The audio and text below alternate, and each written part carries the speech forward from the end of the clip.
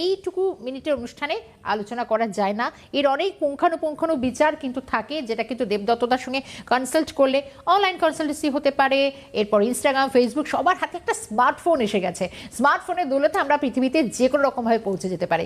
সমস্যার সমাধান তুড়ি মেরে করুন, আর সময় নষ্ট না করে। দেবদত্তদা, যেটা বলছিলাম যে মেষ রাশির কথা বলছিলেন, আমরা ধনবর্ষার যোগ কাদের আছে এটা নিয়ে বলছিলাম। বৃষ রাশির ক্ষেত্রে যদি বলি, বৃষ রাশির ভাগ্যকে, হ্যাঁ, বৃষ রাশির ভাগ্যকে বিয়ে করবে ভাগ্যস্থান, দশম স্থান আর একাদশ স্থান। একাদশ স্থান মানে সফলতার জায়গা।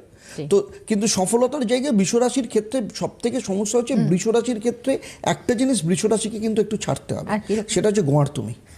এই মানে গোয়ার তুমি, এরা ভীষণ মানে ফোকাসড, বৃষর গুণই তো না যে ভীষণভাবে ফোকাস, জানে আমি কি করব কি করব না, কিন্তু কোনো কিছু পেতে গেলে না অনেক সময় একটু ছাড়তে হয়।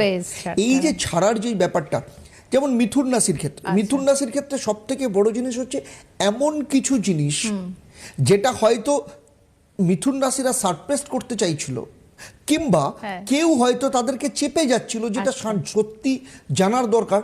এই সপ্তাহে এমন কিছু সত্যি কিন্তু সামনে আসতে পারে। হতে পারে কোনো মানুষ তার সামনে মুখোশ পরে দাঁড়িয়ে রয়েছে, তাকে সে চিনতে পারছে না। এই সপ্তাহে কিন্তু সে চিনতে পারবে, চেনার সময়।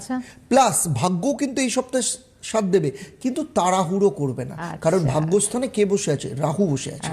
তো সুতরাং রাহু সবসময় দোটানা করাবে, কনফিউশন দেবে সমস্ত কিছু। আর চন্দ্র রাহু যখন যাবে তখন গ্রহণদোষ তৈরি করবে।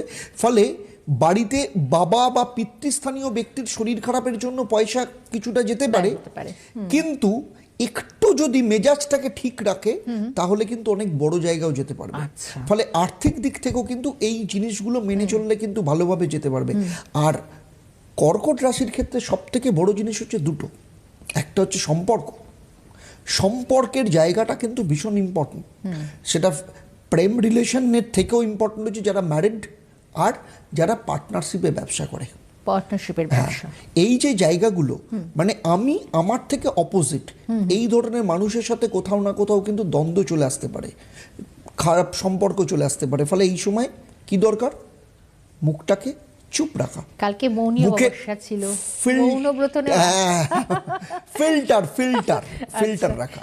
মানে বছর এরকম দু একটা মৌনব্রত নিলে ভালোই হয় আর কি, মন্দ হয় না। দেখুন, নিজেদের জন্য বলছি। এবং এই যে এবার বলি মৌনী অমাবস্যার কথা।